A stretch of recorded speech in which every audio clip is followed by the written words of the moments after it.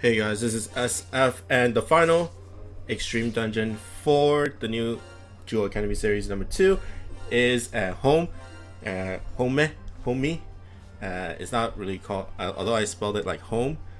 It's a little different because it's an abbreviation of home meeting. You know, like a parent's home meeting or something like that.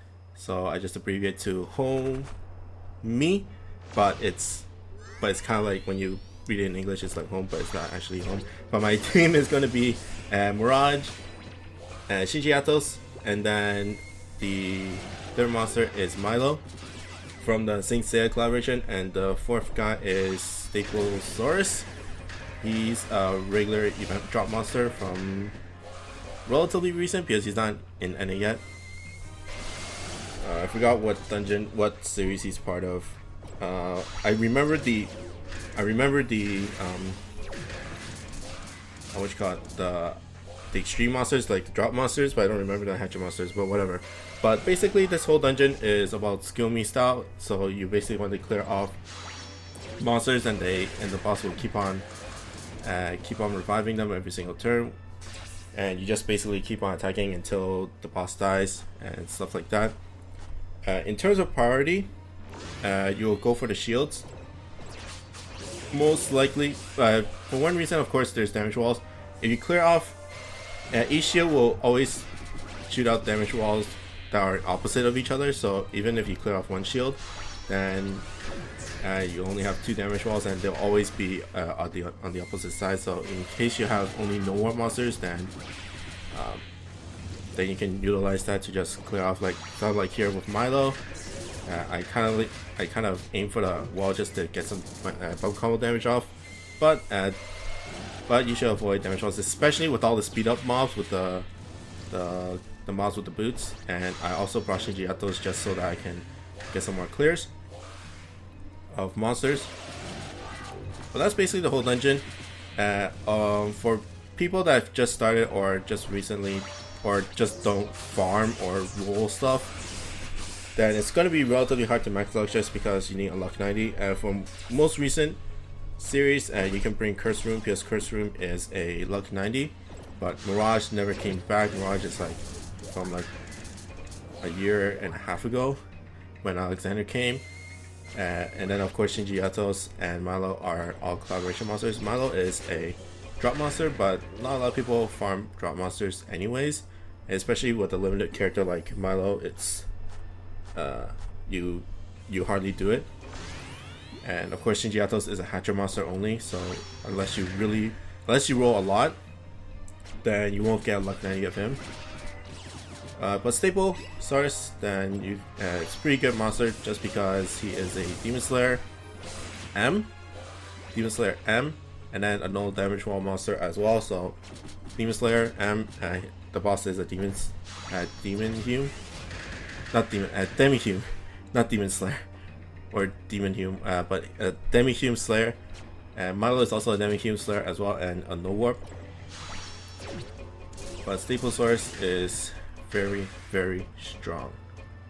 Or Staple Gator. I think it's Staple Gator. But just keep on clearing, and then you'll reach the boss.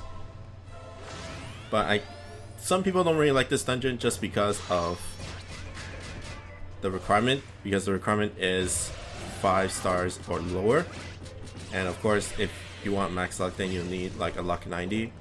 The dungeon will give you a plus 10 luck automatically, so if you have a luck 90, then it will automatically go to max luck. But just like not a lot of people can farm luck 90. Of course with the new library you can farm for some monsters, and some of my friends farm Blitzcrank because she's a no damage monster, but she's not that great as a monster in this dungeon. Of course you can work around it if you have like the hatcher monsters like Shinji Atos or even Freyr. Freyr is also good. And this is just me not clearing off the shield. The shield itself is really, really squishy. It only needs 4,000 damage, so usually I kind of RNG it with Mirage's Homing Piercer, and hopefully like 2-3 shots, 2-3 homings go to it, and then there goes that shield, and I'll be really happy. But sometimes it doesn't, and sometimes I kind of die from it because the shield's not there, and then I have 4 damage walls on Milo's turn, and then it's just like BS. But Shinji Atos, I'm gonna strike shot on the second bar, which is a Lola strike shot. So all I really matter is to boost up Milo. I don't really care about the other monsters. Next is Milo, and then boom. I just went left and right because of the weak spot. Usually I would go up and down, but the weak spot's there, so why not, just to move the game a little faster. And then finish it off with Staple Gitter. Okay, final boss. But yeah, this dungeon really tells people to keep your 4 or 5 star monsters, especially the hatcher ones, because those monsters are relatively good if they keep on continuing to do this. This is not a limited dungeon, this goes on forever. This is like a regular event series, so make sure you keep those 4 or 5 star monsters. Even if you don't have space, you expand your space. You do not sell the monster and keep space, you expand your box space. And then finally, Milo with the strike shot. It is powered up by Athos, so very strong. You can shoot it from anywhere as well.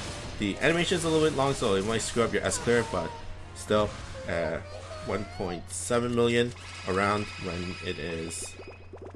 when it's fully charged with Shinji Atos. Plus it can one shot the final bar with that as well, because the boss only has about 1.7 million HP. Not the best monster to farm, she's not really that useful, but you know, good for collecting. But that's pretty much it for me. I hope you guys like and subscribe, and I'll see you guys next time. Bye.